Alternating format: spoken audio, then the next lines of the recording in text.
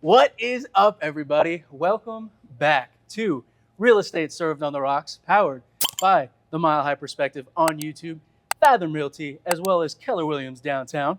As you can tell, we got a lot of changes coming up for you guys. You can see we're in a different area. We are in a different Changes, area. right? changes. Right? It's been a minute. You blink, and then all of a sudden, It's gone. we're back, and now we're somewhere very new with a very new sponsor, and a lot has happened. A lot has happened. We're a little more fancy now. Yeah, just We a are little a little bit. bit These Just a little gigs are bit. kind of fancy. But as always, guys, my name is Charlie Sardelli, and I am here with, Jameson Amoros. Oscar Ibarra. and we are the Mile High Perspective. Guys, thanks so much for sticking with us and for all the interest on the podcast. We've been working behind the scenes, as you can tell, to get stuff going for you guys and get everything working in. And on that note, we are in a new place, but we want to introduce the man that gave us the opportunity to be here and help us out. He is the head chef here at our new studio, which is the Rouge Wine and Bistro. Where are we located, Charlie? We are located right off of I-25 here in Inglewood, Littleton area. Right off Right Arapahoe next- 925. I-25. Yeah. So if you've seen the big Pindustry building, you know exactly where we Right are. in front of Pindustry, Right. actually. So let me go ahead and introduce him, Mr. Chris Collins. Good morning, everybody. Morning, morning. Mr. Collins is also bringing the bottle to the table. Absolutely. So we have our Heaven Hill today. Grains of Glass, a wonderful brand new spirit from Heaven Hill. It's awesome. Excited for you guys to try it out today. And we actually got Thank you. we got connected with Chris and the Rouge by our lovely man, Mr. Oscar here. Came in and just wanted to explore this place, and they started The rest is talking. history. Yeah. I mean, they make a proper old fashioned. And then we just got to talking, and it just so happened that we need a new location for the podcast, and he was Came friendly to me. enough, first of all, to approach, and gracious enough to let us crash this really nice establishment. You have to come check this place out. Yeah. It is awesome here. It's beautiful. And guys, the coolest part about the sponsorship, other than the studio, is Chris himself loves bourbon. He's been drinking bourbon for over 15 years, trying it. And since he is the head chef and he runs everything here, he gets his hands on some amazing bottles. And like you said earlier, on this episode, we're coming back strong. We're going to be drinking the Heaven Hill Grain to Glass. This is straight bourbon whiskey.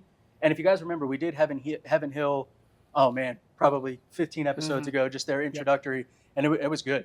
Yeah. But the cool part about us partnering with the Rouge is they have a huge selection of bourbon, an entire list. So it's exactly what we're going to do for you guys. Chris has been kind enough to give us that list, and every week we're going to drink through that list of bourbon. Now, their list is long. I was being cocky, and I was like, well, you don't have Uncle Nearest back there. He goes, I haven't printed everything out. It's in the back. We have way too much going on. I was like, oh, I'll just shut up and drink then. And so, as you guys know, we're really excited about this, specifically because it's going to up the bourbon game for us to help you reach new bottles, but also we get an opportunity to be out in the community with a wonderful business that is established here in town and around Denver. Everybody knows them. So, Chris, can you tell me a little bit about your background and how you got into bourbon? Absolutely. Been in the culinary field for 20 plus years.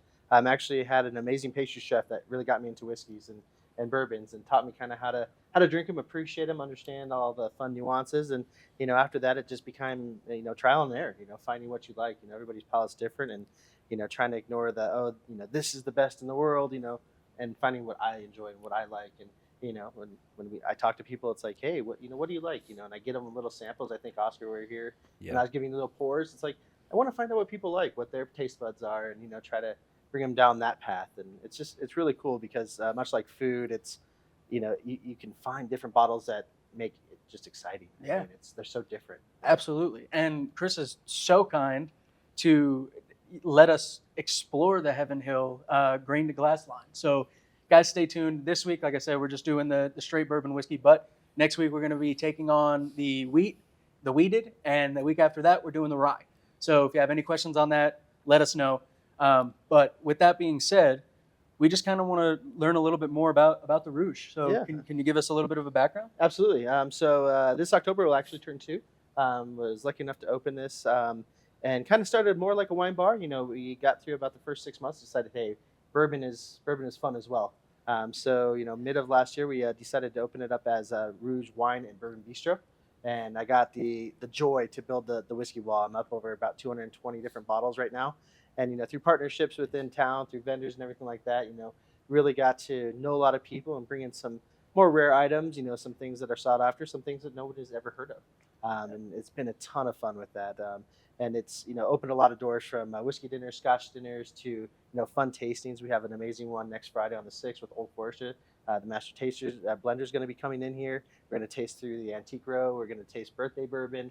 We're going to have our barrel available as well. So we bought a barrel. I don't mean to cut you off, but I hope you guys are listening right now, because what Chris just said is next Friday, September 6th, from 6 to 8 p.m., you are going to have the master distiller from Old Forester, one of the oldest bourbon companies in the country, here on location, and you're going to get to taste through all of their spirits. Yeah. And that, guys, we were lucky enough to get partnered up with Old Elk in the past, and you don't understand bourbon like you do when you talk to somebody who makes it and has a passion for it. And so even if you don't, you want to come in just for the event, please come in, meet Chris, meet the head distiller from Old Forester, because We'll try to be here. Yeah, I'm going to be here 6 to 8. I'll probably get here a little bit earlier. And if you guys want to do a little meet and greet, cool, share a drink. Absolutely. But yeah, it's a phenomenal opportunity, especially if you love bourbon, just to learn directly from the source. You can't beat it. And then here's something that's really cool. As you guys can see, this one reason that we're so excited about this as a studio for us is because it's regal. It's beautiful. You guys see this wine wall behind us. You see the tables, the lights above us, everything. It's awesome that they have an event specifically to highlight the beauty and the expression. Can you tell us about what you guys do with that? With Drag Brunch. Yeah. We do it every other Saturday, so the first and third weekend of every month. It's really awesome. We go from 11 to 2, and we bring in a really fun drag group that just has fun with the audience. I mean, it really engages everybody, gets everybody kind of clapping, dancing, singing, and it's a great time. I mean, it's kind of a unique thing down here in the Greenwood Village area. Not really any drag style shows going on, and we brought that over to the community, and people have really grabbed onto it. It's really, really awesome. That's beautiful. That is beautiful. And I mean, I have to come to one of those. Yeah, I know. I have to. Agreed. It's going to be so fun. It's going to be so fun. On that note, so Chris, if you can tell us a little bit about what Grain to Glass is, and if you guys want to help him, I'm going to go ahead and pour it out. Have you had it before? I have. Okay. We actually, so we got an extra bottle of this one here in particular, and it lasted us about 5-6 days, just giving little samples out to some staff members here and some great customers that we have that come in all the time. And I really, really enjoy it. I thought it was one of my favorite pours so far in 2024. This bottle? This bottle right here. Yep. And I'm excited because obviously, we're we're not amateurs anymore, bourbon drinkers. No, we're not pros by any We means. passed but the amateur mark about yeah, a we year passed the ago. amateur mark about. I think after bottle 50. You remember 25 Peyton Manning and his episodes 10,000 before. hours, or that's what Right. it takes to be an expert. Our apprenticeship We are fast time is over. approaching 10,000 Yeah, we're no hours. longer apprentice when it Yeah. comes to this, but someone with your palate, right? Not only a bourbon palate, but your culinary palate. Absolutely. And we all have our distinct flavors that we Mhm. like, and just you have more of an all around. I'm interested to learn from your palate. For me, and I try to explain it to people, but I think of it in two different ways. Do you need food? Do you not need food? Can you enjoy it on a patio, or do you have to have a meal with you and some water on the backside or something like that? And this for me is a great patio bourbon whiskey. It's easy to drink. It has sweet notes, the corn in it, and that's a great thing with the Grains of Glass.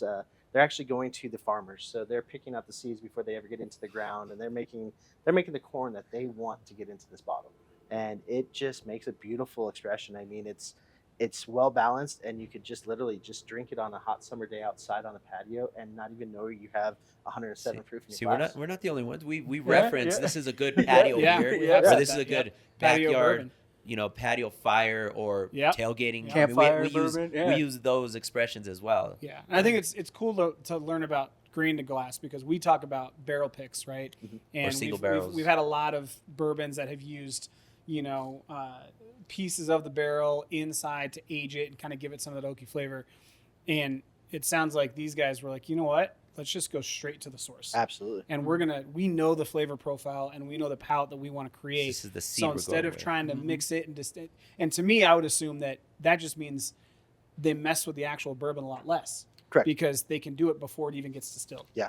So Yeah. they're basically cultivating and creating Right. their own flavor profile Yeah. specifically for the barrel Absolutely. that the spirit's going in. Absolutely. That's a level of control that we haven't seen a lot of companies have. No. You know, companies are doing different things, but as far as Yeah, they're doing like the oak staves and they're doing all those different things, or barrel picks, or Yeah. like, one of our favorites, Smoke Wagon, kind of picks their own barrels, ships them over, and they have their master distillers. But the fact that they're going directly to the farmers that's awesome. It's And like farm to table. I was But literally about you to know what I say mean? it's Farm to literally table, Yeah, about but to but say that's it's an the bourbon expression. side. I don't know. I mean, chef, you let us know. That's an expression. We're like, yeah, it's farm to table. What's farm to table? But this is actually Grain to glass. grain to glass. It is, and I think it makes a huge difference. I mean, when you're buying just regular old corn sitting out in the field, you don't know what it is, where Right. it came from. You don't have the flavor profile of it.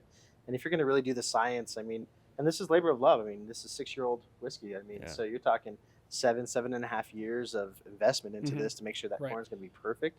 I mean, that's huge, and for me, I can taste the difference. So what people don't understand. It's like you're gonna barrel it right now. You're not gonna see any profits. You're not Right. gonna see. You're 6 years down the road. Taking a That's when chance. It's an That's when investment. this is gonna Mhm. hit the market, and we always talk about the journey of the bourbon, right? Exactly. Mhm. Yep. The years on it, the Mhm. higher, the older. You're like, man, this thing is. We had one that was old enough to drink Yeah. itself. Yeah. You Yep. know? Yeah. Well, and this one, and as always, guys, we're gonna wait to give you kind of the cost of the bottle at the end, just because we don't want that to weigh into the rock rating. But you can find this here at the Rouge. Chris, again, he hand orders every single bottle. So everything that we're drinking, the entire list that you see, Chris has gone through and curated that list. So Heaven Hill Grain to Glass, the straight bourbon whiskey. This is going to be 107 proof. So we're sitting right around 53%. As you guys know, we enjoy the 100 plus proofs. So I'm excited to get into it. When I was pouring this out, the sweetness alone, Mhm. It's amazing. and that's my palate. And it's not even the weeded. I mean, Yep. so Mhm. it speaks to that Exactly. corn that's in This there. is heavy rye. Yeah. Yep. It's 35%. Chris, I do want to ask a question. You touched on Yeah. it a little bit, and I think this is something unique that I haven't seen in a restaurant. But most of the time, you'll do wine pairing Mhm. with food. Absolutely. But it sounds like you guys do whiskey and Scotch pairings as well. We do, yeah. So can you walk us through kind of what that looks like? Because that is something I have not experienced at any restaurant that I've been to. But Absolutely. The last one we just did was Balvenie Scotch. Okay. And it was just an amazing dinner. And I think a lot of chefs get a little bit worried because they think that the spirit's going to kind of affect how the food tastes. sure. But it's just like wine. I mean, the spirit will taste with the food just like wine tastes with food. And it's a lot of fun. And, for me, I've seen a lot more creativity in myself and my team when we're doing a Scotch dinner or a whiskey dinner, just because you can manipulate the flavors a lot more. Right. Wine's kind of it's there, but whiskey you can do different things Yeah. and make it taste different. When you Sometimes eat it. whiskey can the Balvenie, it's low peat, right? Yeah. But it holds its own Mm-hmm. with a lot of the food flavors, I would think, Exactly. because I've never gone to a pairing that's just going to be That's what, bourbon. that's what I'm saying. Like, I've it's- done it at home, but by Yeah, accident. well, 'cause right. I'm just- Yeah, I got I'm my gonna eat tri-tip that, I'm gonna and drink some this. smoked Elijah Craig. Like, yeah, I'm good. Yeah. But to have the head chef come out and actually have an experience, if you are, because again, you hear it from wine all the Specifically time, but for bourbon is a really But it's- cool experience that I would suggest you guys come out. I want to come and Yeah, bring my wife and to do it too. I've only I mean, done it with dessert. Yeah. Sure. Bourbons and dessert. Mhm. So with actual food. Yeah. How often Sounds do you guys great. do those tastings? We try to do every 2 to 3 months. Okay. We did Horse Soldier this year, which was an amazing one. Balvenie. Our next one coming up is actually going to be Glenfiddich. Awesome. Ooh, So yeah. Glenfiddich has a new release this year. I can't really talk about it yet because Okay. it hasn't hit the market. But we were supposed to get the first bottle that comes into Colorado, so we're Nice. going to be doing a dinner with it. So we will let you guys know when that is, especially if you're Scotch lovers. How cool and exclusive is that? Yeah, that's gonna be Wow. sweet, man. That's gonna Again, be awesome. We all came together specifically because we see the synergy here. We see how we can bring you guys information. We can give you guys great meal recommendations, bourbon recommendations, and dare I say it, we may even venture away from the bourbon if we feel it. If you guys They do something some good coming. wine, or Yeah. I'm We'll all mix about it the up. wine. We'll mix it. I mean, Not only that, but you guys come in, enjoy this place. You start Yep. drinking too much, get a little rowdy, go Pin Industry. That's literally right behind us. Yeah. This is fun. Absolutely. Right? Same people. Yeah. On that note, let's go ahead and get a cheers in. Did you Mr. Chris is, like I said, the head chef, and we are here during a business day. So, would you like to take part in the taste? I'll do a little sip. Yeah. Perfect. Sip. All right. All right. So, cheers, gentlemen, to new adventures, Cheers. Absolutely. new partnerships. And to the host. Thank you, To Chris. the host, thank you. Thank you. Mm.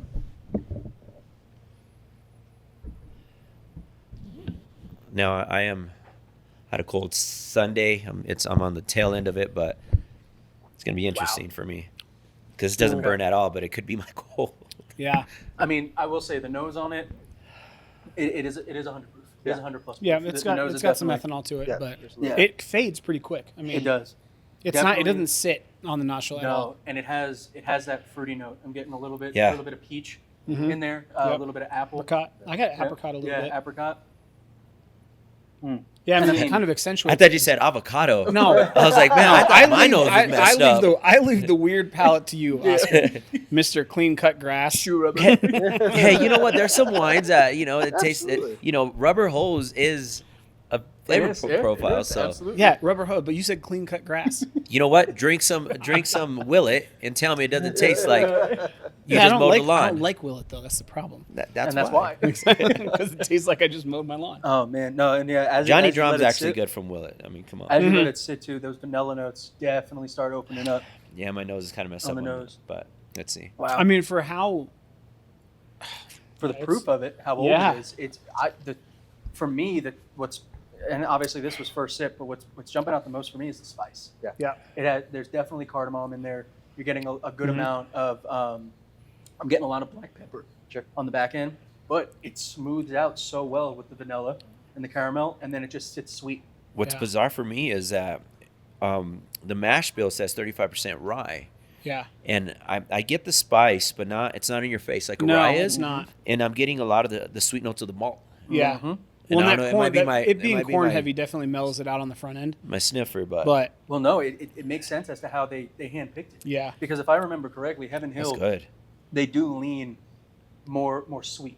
Yeah. They try and keep that sweetness in there, so you can 100% tell that they handpicked this specifically to man, add. look that at the sweetness to legs it. on this thing. Now my palate might be a little Oh, she could show this in screwy, the but camera. the, the entry level Heaven Hill, Yeah, the Um, bottled and bond. yeah, it's a little tart Yes, for me. yes, It has a A little tart bit of note. citrus to it. yep. Like a orange Yeah, peel. like a sour almost. Mhm. Not much. This one, it's a total Oh, different man. flavor. Yeah. I would, Totally but different I mean, flavor if I profile. was blind taste testing this and you asked me, hey, what do you think proof is? No way in hell I'd say 107. No, I would mean, not say 107 on this. Yeah, I wouldn't say And I mean, 107 we've been I'll straight up with you guys since we've been out. I really haven't been drinking bourbon. Yeah. So when I saw the 107, proof Got on it, I a was little like- nervous. I was like, oh boy, I'm gonna. Yeah, but it's the lowest of the three. I might ruin my reputation as a bourbon drinker. But no, this Just start smooth. coughing. Like, oh, Charlie's been away for a while. It's No, okay. this is beautiful. This is Yep, this is so awesome. far. I mean, honestly, we liked Heaven Hill. They're bottled and bond. Obviously, Yeah. they know what they're doing. But the fact that they've, just like you do, curated this bourbon specifically for the flavors that they wanted is amazing. Yeah. Is absolutely amazing. Chris, thank you so Color's much great. for hosting us. We're gonna go ahead and let Chris head back to the kitchen because he's got some more work to do. While Some we magic, get in. some magic in the back of the house. Yep, Absolutely. Yeah. Yep. And we're going to go ahead and get in because not only do we talk about bourbon and spirits on this podcast, but There's a reason we talk about real estate while we drink bourbon Yeah. because it's been absolutely insane. exactly, Mr. Chris, thank you so Awesome. much. Thank you, I guys. appreciate it, Appreciate man. you. Thank you, Absolutely. Chris. Oh man, Yeah. this is we're back, baby. We're definitely back. We're I wasn't back, gonna baby. show up, but this is the first time back. Like I said, I got a little bit of cold going on. Hopefully, I'm good after today, and I'm feeling good. Just sound a little nasally and what's that? Josh Turner. Yeah. Like, baby, lock the doors. Turn I the wish it was lights that good. down. I don't even know to sound close, but I'm a little off. But I'm glad. I'm glad I made it. His mic off. He's good. Yeah. I'm glad I made it. I'm glad we made this connection. I mean, this is pretty cool. It's still a little bit of a trek for you, but it's It's Honestly, not nearly as much of a trek as Castle yeah, Rock. No, it's but- still another 20 well, minutes down for you. and in all reality, on the real estate note, this is, I think that where we are with the Rouge as well is just a great place to be for real estate in general because this area, I mean, Oscar, you've been in the industry for 20 years. You've seen this area go from Mhm. Oh yeah. literal nothing to having industry and all these businesses around. So I think it's fitting, just because this is one of the faster growing areas in the state, Mm-hmm. and you could tell by all the entertainment that's coming out. Yeah, there's been so much that's coming in and out of this place. CB and Potts was first. I didn't know Pinterest was here until Jameson actually told me. Oh yeah, that's Yeah, right. Jameson's like, yeah, Pinterest. I was like, what? Where's Yeah. Pinterest? But you know, I have Yeah, a Potts. couple. Well, Potts. I mean, so They didn't. full disclosure, They're not I there used to anymore, work right? at Potts for 15 years. They sold that part Yeah. of the business. They're done, right? So they're done. I don't. It's that food collective that's there now. But I mean, just the amount of money that's coming into Yeah, these you have kind of everything southern down here, suburbs you know? of Denver it's exciting. I mean, But again, there's not, and not just because we're filming here, there's not a lot of places like this. no. I mean, there's some, you know, you go to the Springs, there's a bourbon barn or whatever. There's not a place where you could just really sample some bourbon. Yep. And obviously, you know, you got overhead, so there's going to be you know, you're going to pay for some of them bottles that are a little more rare. But where else can you sit down at the bar and say, hey, I've never had that one. Let's bring it here. not They have a only- huge collection. And not only that, but just the establishment's really Yes. chic. And that's exactly what I was going to say too. Is I feel like, you know, as we move towards this higher, you know, this what craft beer, you know, and there's breweries popping up. There's like where's there a jazz bar, a legitimate jazz bar where you can sit down. There's a stage, tabletops. You could sit down and just sip on an old fashioned, have a drink, and listen in some kind of a. There's one in Colorado Do they have Springs. jobs? Yep. Do they have jazz here? Yeah, they do. They do shows every once in a while. Because live I go music. into Denver. Yeah. What's Parker it? used to have a jazz bar Yeah. too. Uh, Blue. something. Ophelia's used to be, but Ophelia. Dazzle. Dazzle, Dazzle's the yeah. one down Yeah. down Thank in God Denver. Dazzle survived. Dazzle Thank survived, God, and then yeah. there was one on 16th Street too. Mm-hmm. I forget that one. That one was pretty cool. Yeah. That was just strictly jazz though. Mm-hmm. But to have, I think, so when you think jazz, right? It's a chill, mellow vibe with a little bit of hurt, right? That's jazz. Pain, some sorrow. Some, Yeah, you know, that's it's right. it's like the blues, right? Passion, Kinda baby. like and the and, real and, estate and that's what market right bourbon, now. right? Yeah, Bur- yeah. bur- There we bourbon's go. not just country, you know. It's not just that.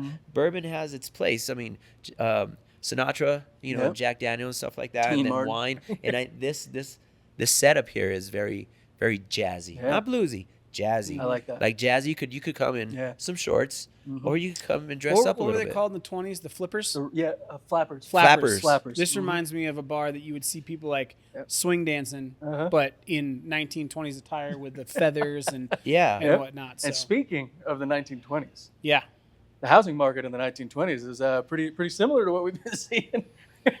Well, Seeing you know, going on. and you know, when we talk about the market, we talk about well, let's set this up first. What are we going to talk about today? How do we do that? So- let's go ahead and summarize. Kind Yeah. of When it comes to the real estate, honestly, guys, we've been draw gone. the roadmap. We've been gone for so long. There's so much going on between interest rates, the presidential Excuse me. election, the different policies that they're enacting for affordable housing. Then we've seen inventory go up. We've seen prices stay steady. We've seen, like I said, interest rates drop. There's just been so much to go over that. We want to just kind of give you an overall market view. What is the sentiment right now? What's going on? How does everybody feel? And I will say that, you guys know we like to talk about news articles, and one of the biggest news articles that's been pumping out the last 2 weeks is interest rates are dropping. They're going down. Yep. So let's talk about that, Well, guys. and- What does that mean? And I think so. A lot of that drop kind of already happened with different lenders, and unfortunately, the consumer. I think they're hyper focused on what the media has to say, right? Because I've been voicing it for a while, but not that y'all don't listen to me. I'm just saying. I've had different ways to creatively bring you in with a good interest rate, and then coast until it really drops even more, and then capitalize on that. But the good thing for us and for the consumer is that the media is now, pumping good news, because it was all, Doom the and sky gloom. is falling and, the heavens are crashing. Now, hey, interest rates are coming down. They're talking about the housing, the job market, inflation. And, again, what do we talk about early in the year? It's an election year. Right before the election goes on, they're going to try to make it as pretty as possible. I'm going to try and find the clip because I said it. I remember the episode we were talking about, and I said, watch, come September, we're going to start seeing headlines about interest rates coming down because they're going to make things look and we a hell of a said lot they got to better. make it look pretty. So it's crazy because a couple of things happen, right? When we talk about the market, it's usually consumer heavy, and I think the beginning of this year, last year, the beginning of this year, it was consumer affected, but it affected us as well. Mm-hmm. So it was industry that really got affected because of the NAR lawsuit and the nuances with that, which it was very state to state, because here in Colorado, a lot of the changes that happened were already in place here. They just weren't spotlighted. It's not that we brushed them under the rug. They just weren't spotlighted, because the only thing that really changed for us is that you cannot put compensation on the MLS. Everything else is pretty standard. So with that said, we'll talk about the market in general, but it was kind of a scramble because it was affected. The consumer was affected. We were affected.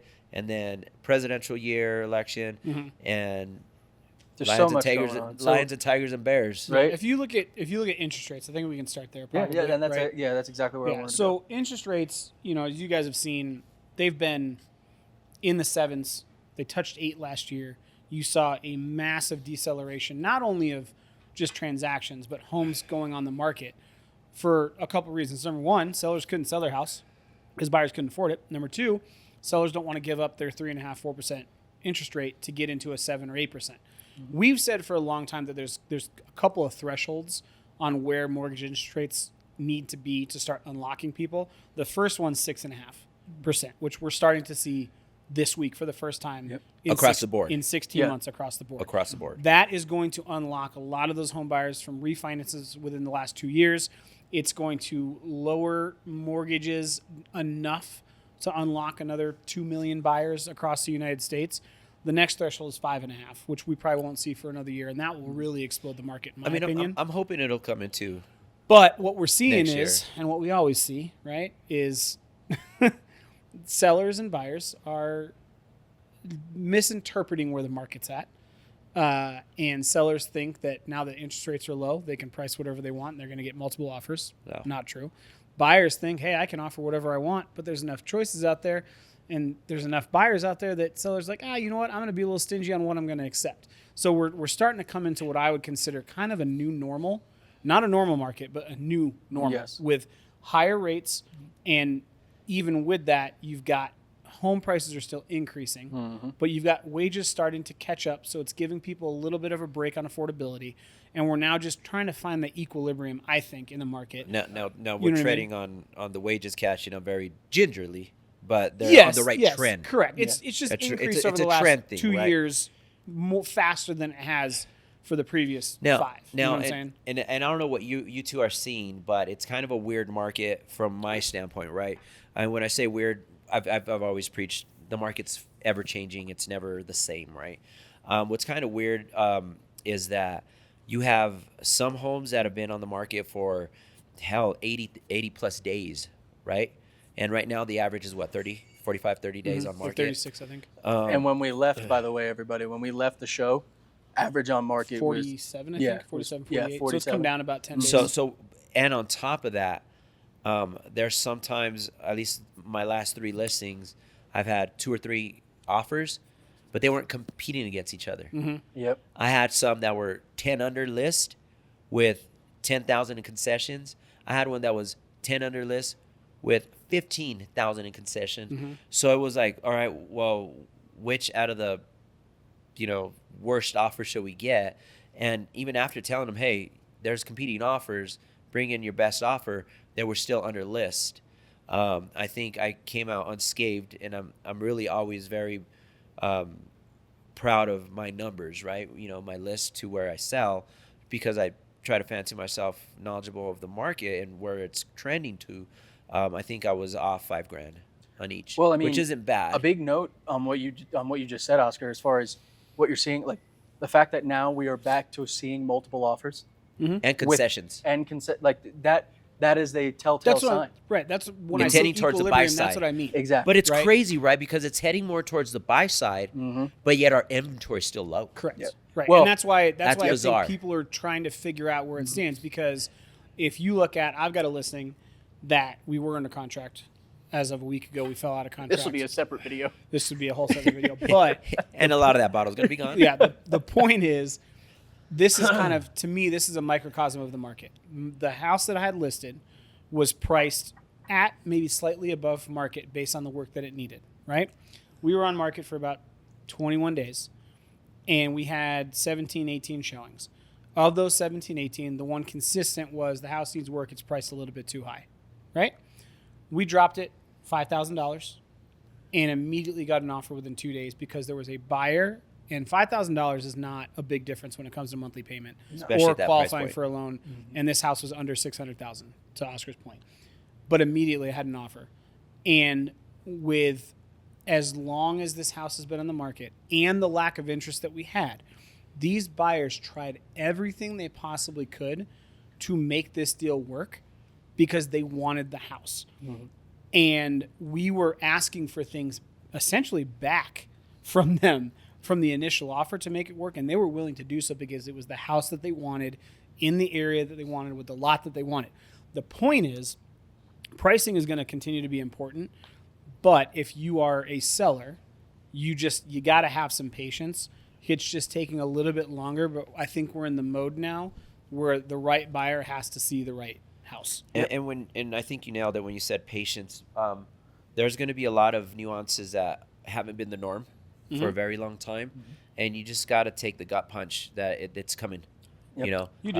You got to realize that we're rate sensitive still. right? I mean, when's the last time you saw someone come in and ask for 15,000 concessions? Right. It's not happening. Well, right? and not only that, and not only that, but offer lower. and I don't know what you're seeing, Oscar, but I mean, I'm having those conversations up front with my sellers saying, hey, we're going to price here, see what the market says.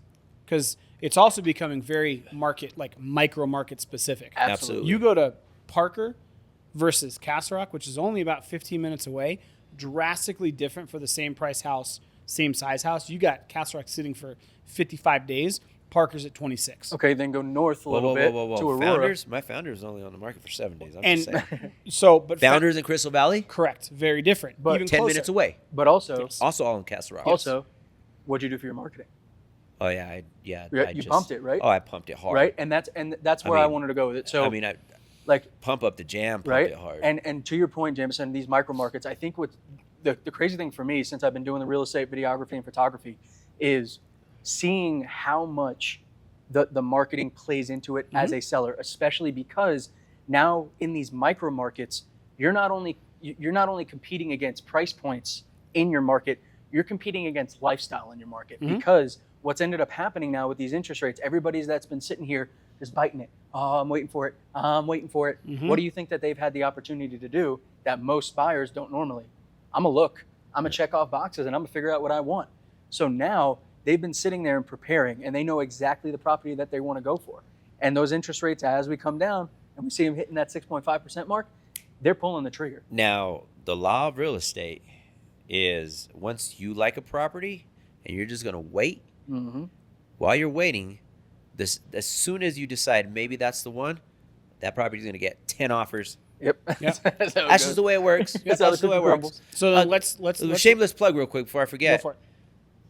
This man's doing all my photography for my listings, by the way. So if you like my stuff, there's a man that's been doing it.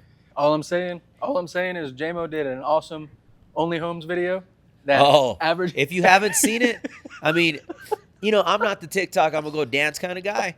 But this dude, he did a TikTok of Only Homes.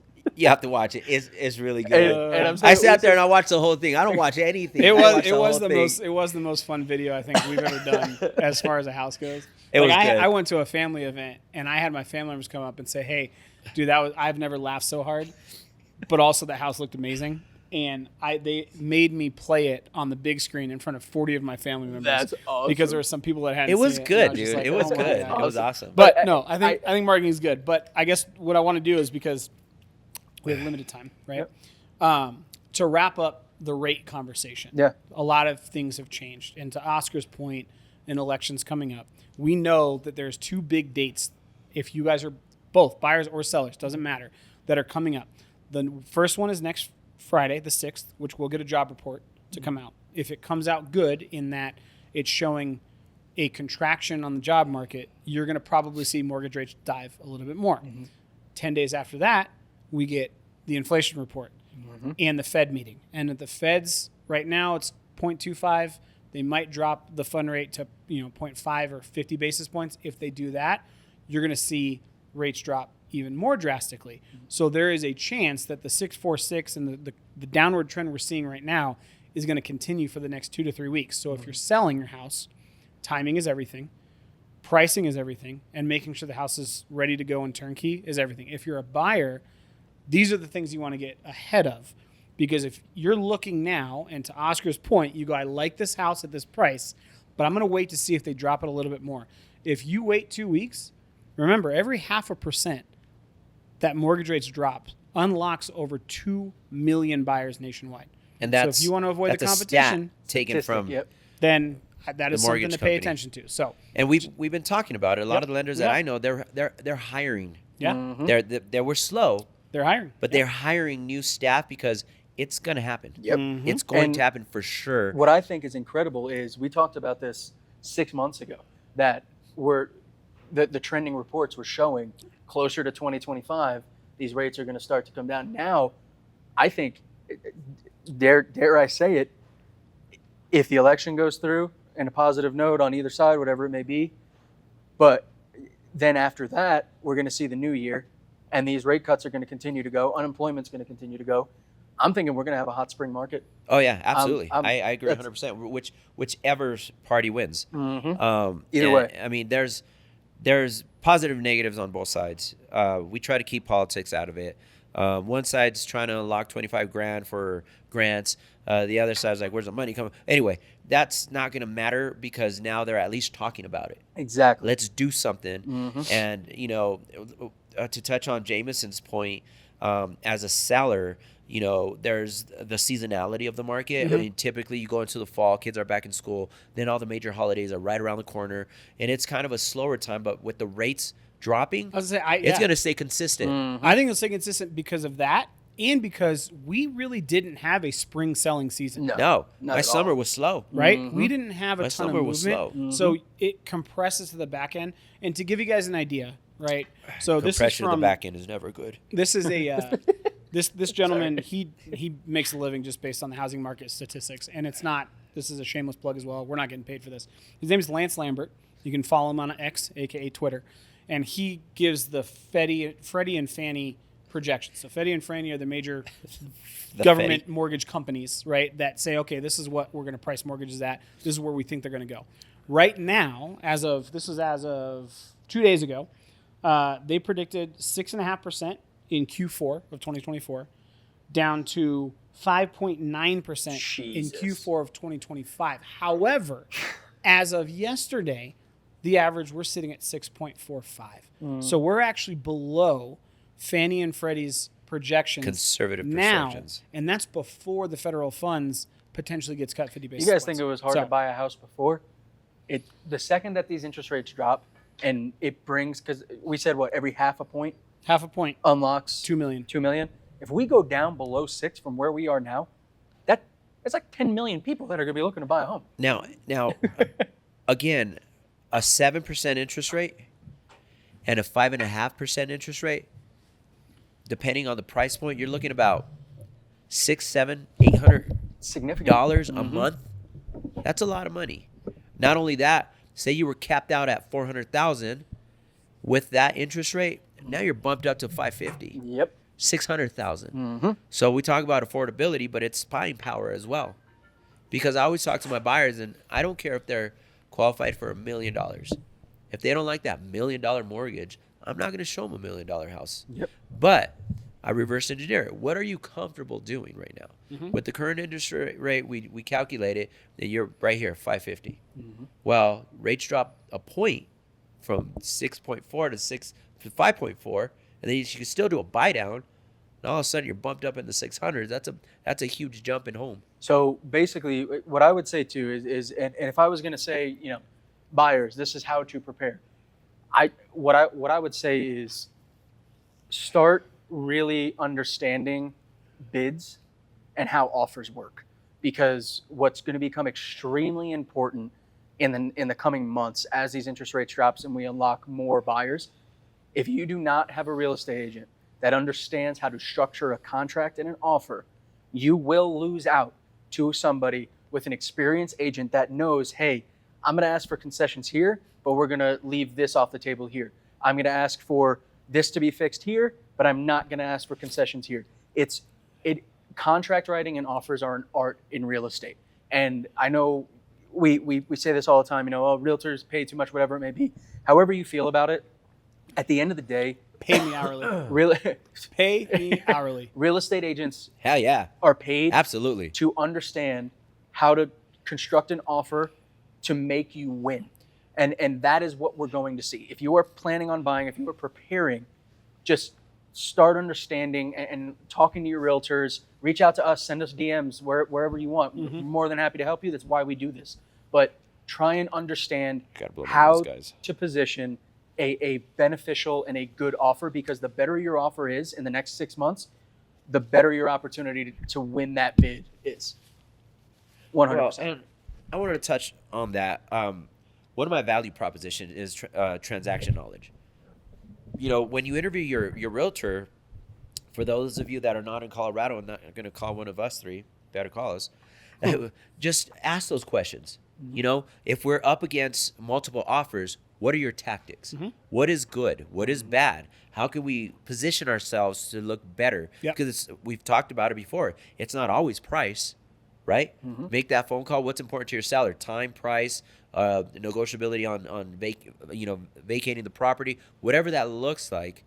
Make sure your realtor knows, hey, these are your options. This is where we go, and what's your threshold as a buyer. Yep. Right? Yep. So definitely interview your realtor and make sure he has transaction knowledge. And by the way, if you reference a couple episodes back, we have an entire episode on questions that you should ask your realtor on the sell side and the buy side. So check out the channel, go back through. That entire episode is extremely valuable. Definitely check it out because it will help you in the coming months, picking a realtor, buying a house, whatever it may be. Or call us. Yeah. So let's touch on housing prices for a second then. Okay. So we just got done saying that basically most of last year we were in the 7s. We touched the 8s. It's crazy to me, right? We're still high 6s, low 7s up until about a month ago. Yep. So if I were to ask you guys in July, year over year, how much do you think home prices increased or decreased from July 2023 to July 2024 4%. nationwide? Okay. 2.8%. 5.4%. Really? See, and I think that's the craziest part too. And I think it's something important to talk about, that markets, again, and we've talked about this, are cyclical. They are dependent on where you are in the region, because I guarantee you where those numbers are coming from are places like Kansas, Missouri, North Carolina, where these towns that had these low prices are now able to bring them up because of the low inventory. They're playing catch up Exactly. Yeah, exactly. for what happened to us already. So if you go to changes in county level home prices since their peaks in 2022, you've got Colorado, because we're Colorado realtors, right? It's a mixed bag.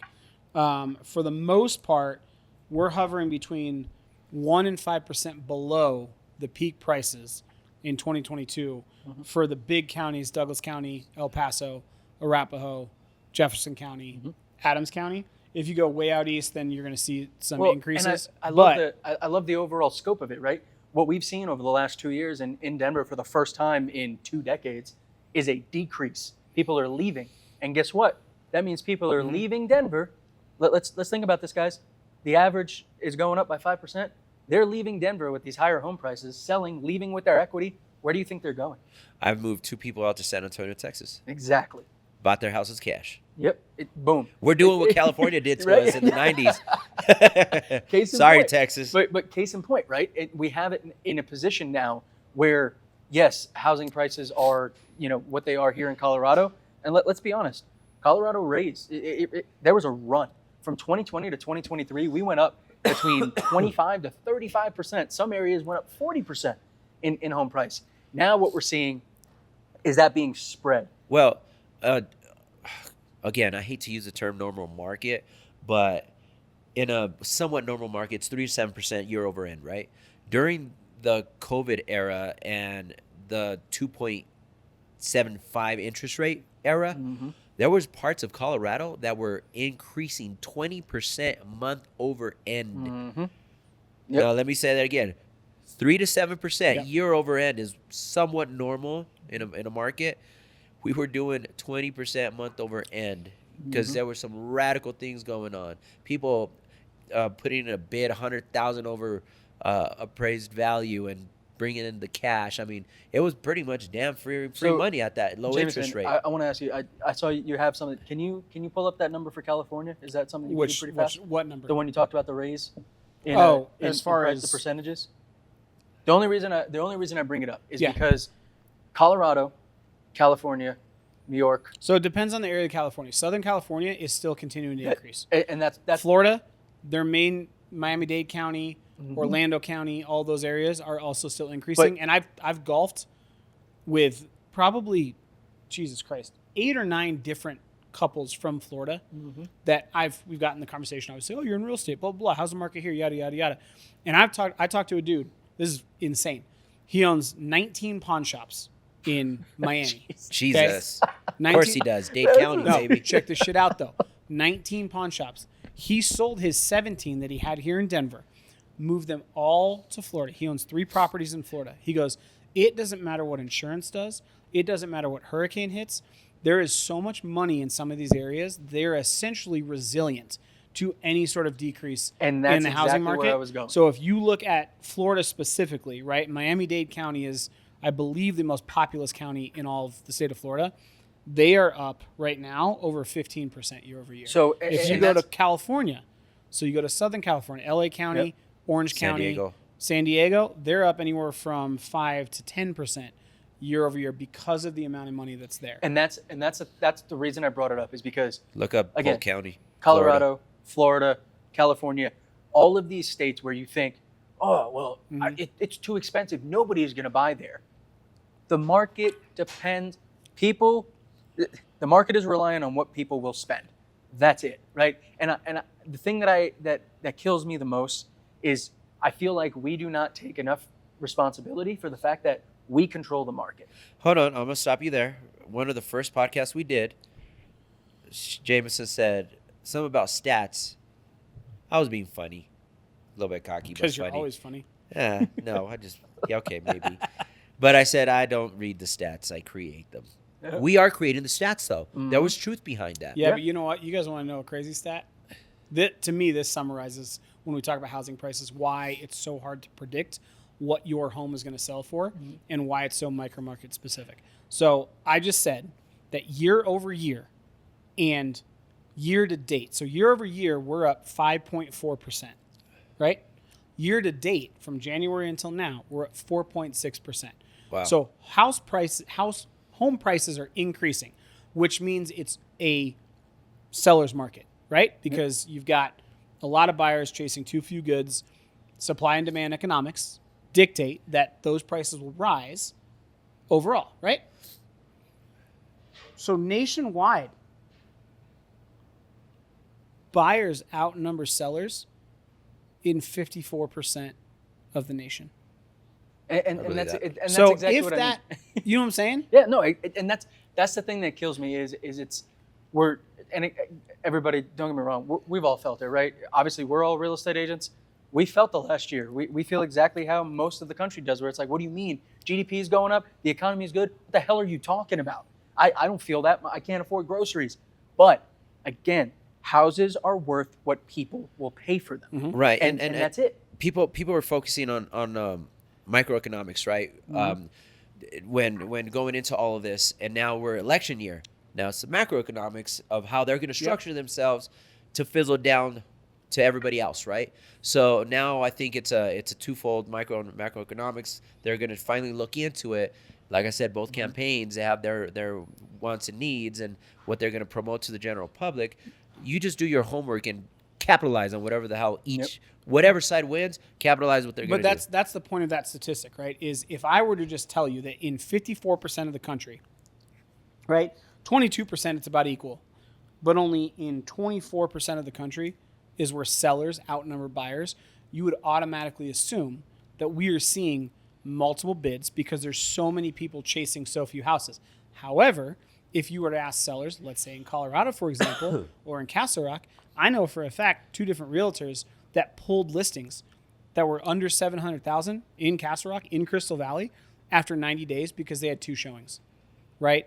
So the importance of understanding where the market's at and why if you look at the national headlines, it can be very different versus your local headlines, to me, that highlights it. Nationwide, we're essentially saying that almost 70% of the country has either equal or more buyers looking for houses than sellers selling homes, which to me means, yep, that's where those price increase comes from, because it's supply and demand economics. However, in Colorado specifically, in the most populous counties, we're seeing a slight decrease in home prices because our market is different.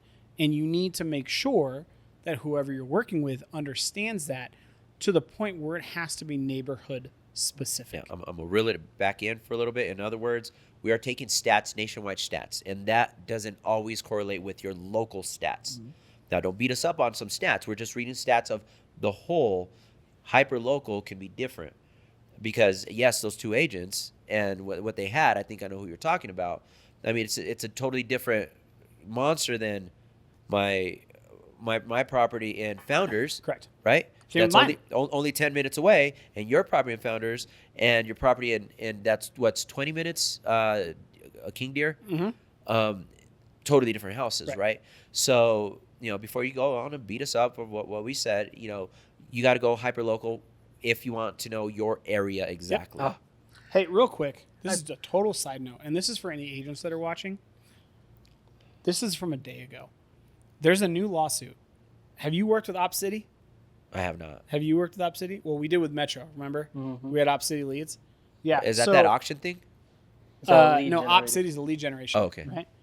Op City Acquisitions and Op City Inc. defrauded agents by selling them fake leads. Beautiful. Well, Yep. Sorry, total side note. Beautiful. Anyway. All right.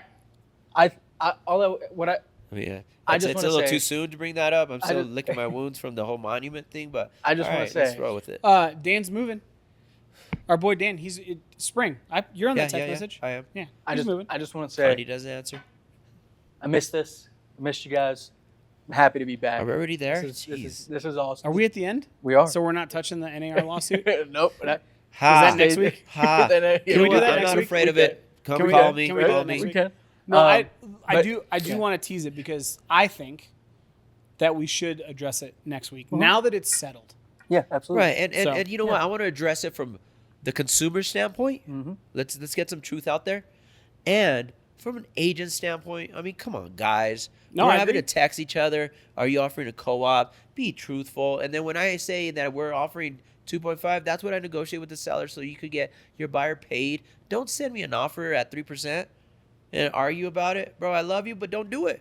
Yeah. This is what I've negotiated with the I think seller. it's good. I think we it's- tease that. Yeah. We tease that. We're So gonna leave it next- at that. For the yeah. consumer, we'll get into that. So here's but- the deal. Next week's episode, can we safely say, we'll talk about the National Association of Realtors lawsuit stating that sellers were defrauded billions of dollars and we colluded to fixing commission prices. We will address that on next week's episode. Wait, Yeah. and what was that payout to those people? Oh, I got a whole. I haven't talked to you yeah. about it yet. I got a whole thing. We got Oh, it. We got yeah. it. But on that note, guys, as you know, we talked about the interest rates today. We talked about a little bit about home prices. Kind of our overall welcome back thoughts on what's going on in the Yep. current market. But Miss you guys. Miss Yep. you guys. Miss you Oh. guys. as Dude. always, I'm so excited to get back, man. we end Feels every good. episode before we go into our bourbon review. We end every episode with our one rock takeaway. And our one rock takeaway, what we try and do with that is we try and bring everything to a concise thought from each one of us at the end of the episode. So either one of you guys want to take the I'll go. takeaway? All right, go for it. My takeaway is, we told you so. I like Hey, it. That's a stance. September, and we're it's What is happening. it? When I hate saying I told you so, No, I but like saying it. I love saying it. No, and it's a good I told you so. Yeah. Right? We told you the rates were gonna drop right before the election. They're gonna paint everything good. Instead of saying, screw them, no. Take also advantage of it. the episode that you Capitalize said that on in, it. You had the I'm just Ken shirt on. Yep. Just throwing it out there. I don't know. So- I just bought one too. Maybe we all wear them. I I mean, like I it. got one. I'm kidding enough. I I, mean, like I it. don't I know. don't have one. I I gotta will buy one. I got to You gotta tie go. down You gotta mine. take your I butt to will. Target. I will buy one. I gotta tie down 100%. mine. I will buy one. Jameson, you want to go? Or you want me to take it? No, I can go. I'm going to go back to something I've said forever because as we give you guys kind of the market recap, right? Everything changes constantly.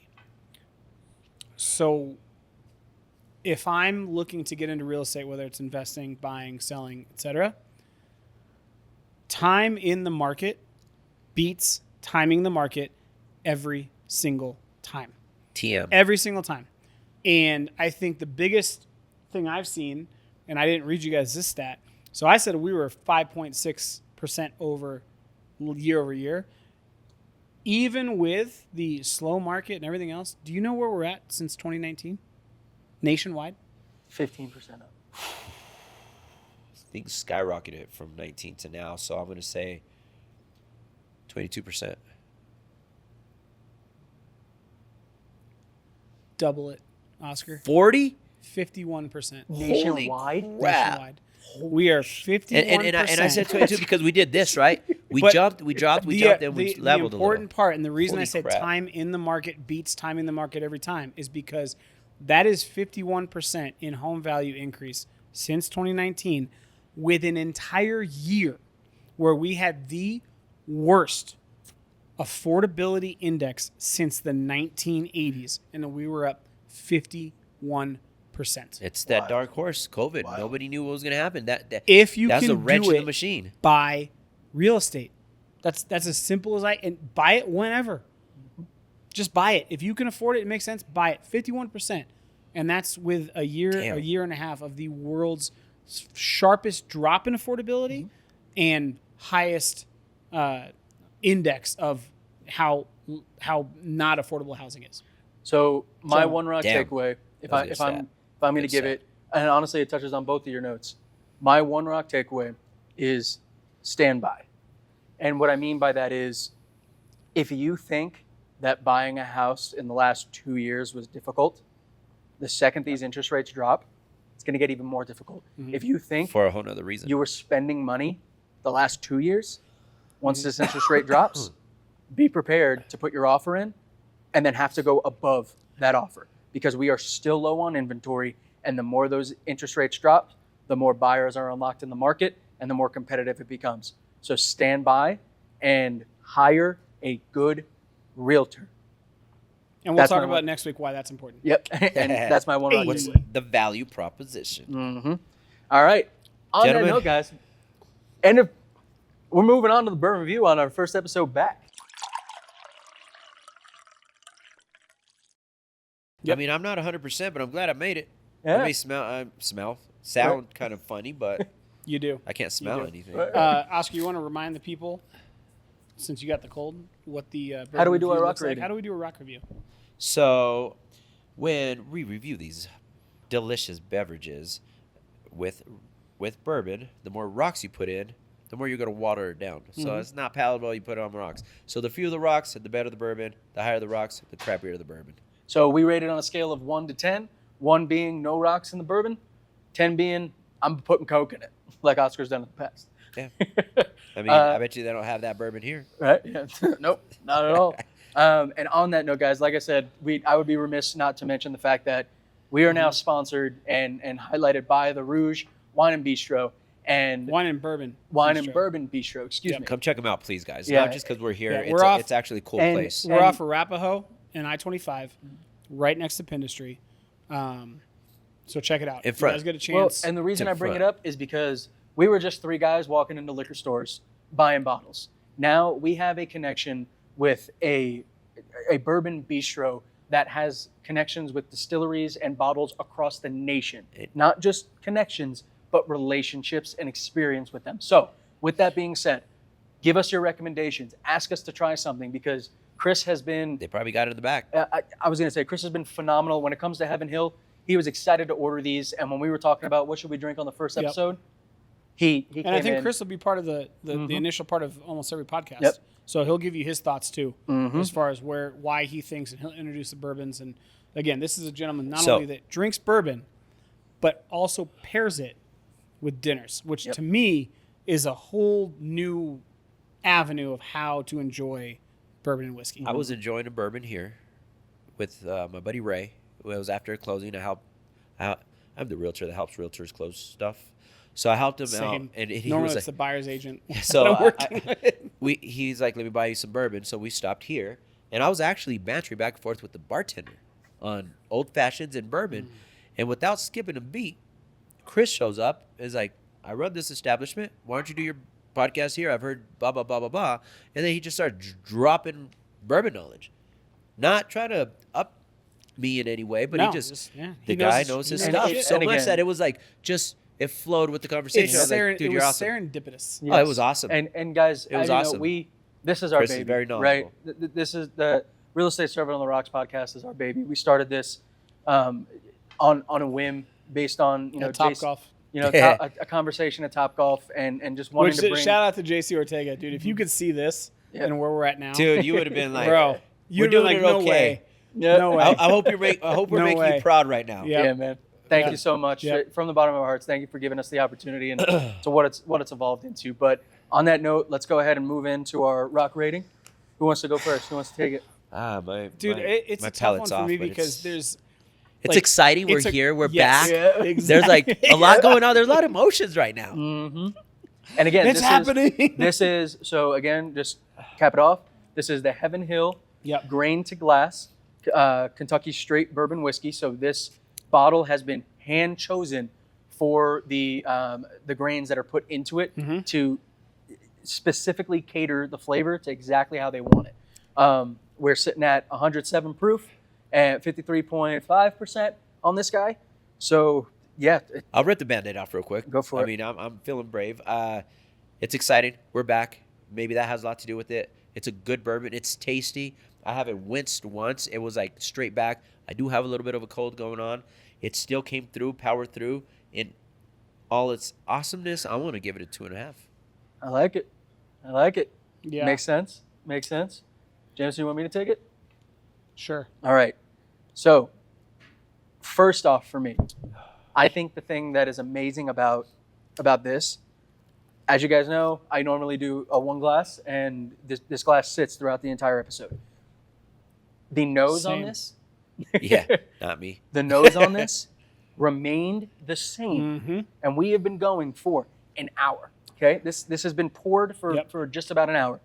The nose on this, with it aerating in the Glencairn, remains the same. Yep. That for me just gives like the chemical structure of this bourbon is solid. It does Holds not fade. strong. Yeah, It holds strong. Yep. But good. All right. Good. So Finish. on that Finish. note, you guys know me in the past. I love a sweet palate on a bourbon. What they have done, Heaven Hill has done with the grain to glass with their straight bourbon whiskey here, they've maintained a spice and a tartness to it, but then on the back end, it sits with a sweetness that is complementary of the vanilla and the caramel. And it lingers. And exactly. And it's almost like a candy, like a caramel candy that sits on your tongue. So for me, I'm right there with you, Oscar. I think I'm sitting right there at a 2.5 on this guy. It holds strong, and its flavors don't dissipate and No. create a different flavor. Nope. They're there, they hang on, and then they're gone. Mm-hmm. I think you nailed it. Yep. Good description. Yep, 2.5. And what about these Glencairns? They're like they're kind of stout. They're beautiful. Yeah, they're like a rocks glass and a snifter and a Glencairn had a baby. Oh, I like them. I like it. 2.5 it is, ladies and gentlemen. Oh, It's across. it's a really good bourbon. Yes, and across the board. it's a anywhere you want to drink it. So Yep. here's, I just want to highlight what you said. Mm-hmm. The chemical makeup stays consistent, right? But I think that it stays consistent because instead of messing with the distilled portion of this bourbon and saying we're going to add more or less water, we're going to age it more or less this, we're going to put it in this type of oak barrel, because I like they where you're went going.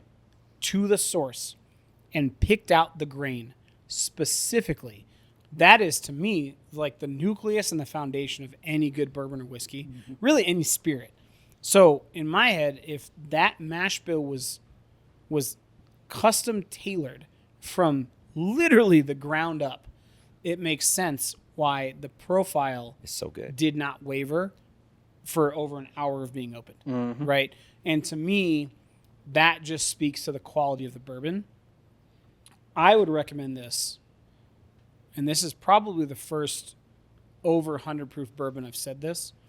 I'd recommend this to a beginner bourbon drinker and seasoned with zero hesitation. Yeah. Yep. I don't absolutely. think if Mhm. I go, hey, you know what, this is your first sip of bourbon, I would not be worried that they take a sip and go, oh my God, that's way too much. Yep. Now I'm turned off. Mhm. I think they would and maybe a rock, right, or a Yep. couple drops of water For the beginner would Yep. open it up. But I would not hesitate to say, hey, you know what? If you want to get into bourbon, I'm going to start you off here Yep. on a quality bourbon. And I will say, we normally talk about the cocktails and stuff. Oscar, let me know if you agree with me on this. And this is not knocking the bourbon in any way. I would not make an old fashioned with this. I would make a Manhattan to properly enjoy this bourbon. So a Manhattan would be really good because typically use a rye for a Manhattan, and this is heavily rye. There's enough spice that a Manhattan would be better than an old fashioned, but I'll make an old fashioned out of anything. So as we know, But it will hold itself You know what up. I would do? But yes, definitely a Manhattan over an old fashioned. I want to get a shirt of Oscar of your logo, You know and what- it just say, "I'll make a Manhattan out of anything." an old fashioned. Here's what I'll tell you about this as an old fashioned. This is what I would do personally. I would make an old fashioned out of this, but I would do it very bare bones and do the bourbon and Angostura bitters poured over the ice, leave out the simple syrup, and then the orange rind. Yeah. Damn. I'd leave out the simple syrup. So I I would. usually do like, depending on the bourbon, tablespoon, teaspoon of simple syrup. That's what I'm saying. I would Maybe, yeah. I would because of the definitely high reduce corn it. mash bill, I would leave out the simple syrup. I'd put the bitters in, but I would put it in over the ice so it waters down a little bit. Yep. Keep the orange because I think the citrus would complement the other flavor profiles, The peel, like the the spice and dryness of whatnot. the And let peel the would cherry pull down the sweetness. Let the Absolutely. cherry sweeten the rest of the bourbon. And then let the cherry sweeten the rest of it. Yep. I agree. 100%. Yeah, I like it. That's what I would do. Absolutely. All This right. is So a we very. got, because This you is don't a need very. This is so. Just to touch on your beginner bourbon drinker. Yeah. It will hit you with the heat. oh yeah. Sure. But it's complex enough that you'll appreciate it. Yep. Mhm. It's a very That first- complex, That good first sip bourbon. will put you on your heels, Mm-hmm. but the It's all second with sip will, gasoline. yeah. You have to drink bourbon Yep. twice. Twice. The first one's going to be unleaded. The second one you'll taste it. Yep. Second one's gonna. It's good. It's a good bourbon. 2.5 across the board, guys. First Wait, well, episode hold on, back. wait. So we didn't answer one of the questions we teased. Yep. How much does this bottle cost? Oh, okay. We got a sponsor now. I don't know. All right. So if My you're, accountant's not going to hate me I'm just anymore. saying. if you're looking at retail, right, this bottle is going to cost you anywhere from 170 to 180. We fancy Retail. now. Right? Yeah, we made it, fancy. boys. We're not drinking but brown again, bag and shit anymore. But again, this is the bourbon that you keep in a decanter Yes. for that special occasion, for a wedding, for a birth, something like that you share.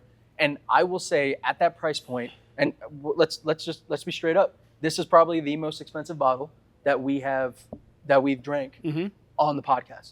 And you know what? I'm always the advocate of good bourbon for a good price. Mm-hmm. This is a damn good bourbon. It Even is. if you have to pay $107, I'll drink this over Bland's any day. But let me go Anyway. ahead and drop a bit of knowledge on you, guys. You don't have to go out and buy a whole bottle. Guess what? Come You take a can sip come here. out. Yep, you can come out to the Rouge, sit in this beautiful space, sit at the bar, and get a single pour while the bartenders tell you a little bit about it. And I'll tell you what, guys. Chris, as Oscar said, he came out and talked to him. So if you want to come talk about bourbon and learn about bourbon, if you want to try this, come down. here. Check it Let out. Chris know, hey, I watched the podcast with the guys, and I saw it, so I wanted to give it a try. And he'd be more than happy Yep. to talk with you about it and kind of give you a pour to taste. You guys heard him.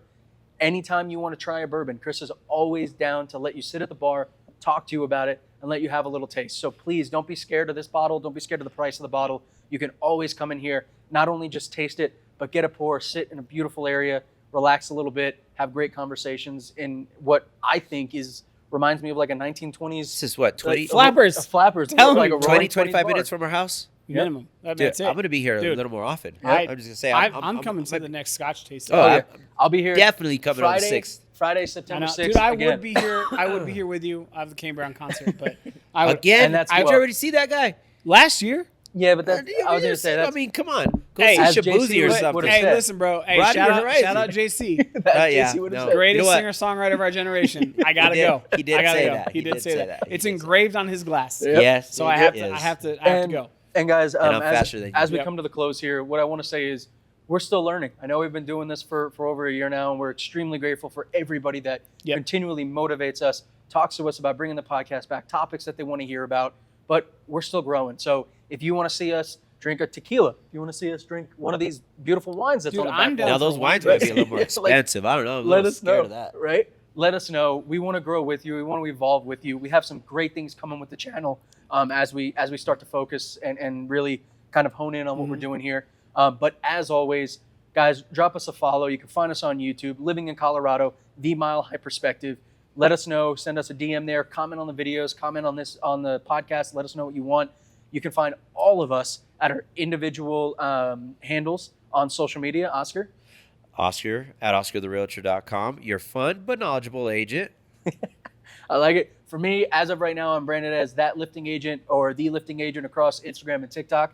I'm thinking I'm going to switch it up, guys, because at the end of the day, I got a lot more to me than just real estate. You do. So You do. I'm thinking I'm gonna open that up. So just stay tuned in for just a kind of handle change for me. But Jameson, where can they find you? The Colorado real estate guy. That's it. And I like just to boost this guy up a little bit, I am finicky AF with my vendors or who does my real estate. Does my photographer. He just is. He's that good. Just check out the Only Homes video. It's awesome. You have to. You have to. We gotta You upload have it to to check the- it Yeah, out. just gotta check it upload out. it. We'll upload Hey, we'll it, do- but you got to check it out. Hey, we gotta do a Rick Ross episode with the rose. Rosé. You know, now We got some cool things coming, guys. And as always, you can always reach out to us if you don't want to leave a comment on any of our social medias. You can reach out to us at resotr@themilehighperspective.com or give us a phone call or a text. Well, we're going to change the phone number right now. Okay. It's 720-584-3361. Beautiful. For the time being, we'll update it as it changes. Yep. So But as always, guys, this is great. We're so happy to be back. Thank you for, again, all of your positivity and energy, bringing us back, wanting us back. We can't wait to do more Big for you. things to come. Big things to come. New establishment. And with that said, I may dig deep in my people that I know. We might see some famous people here. I don't know. Oh, let's Hey, go. salud. Let's go. Salud. Cheers. Cheers, boys. Thank you.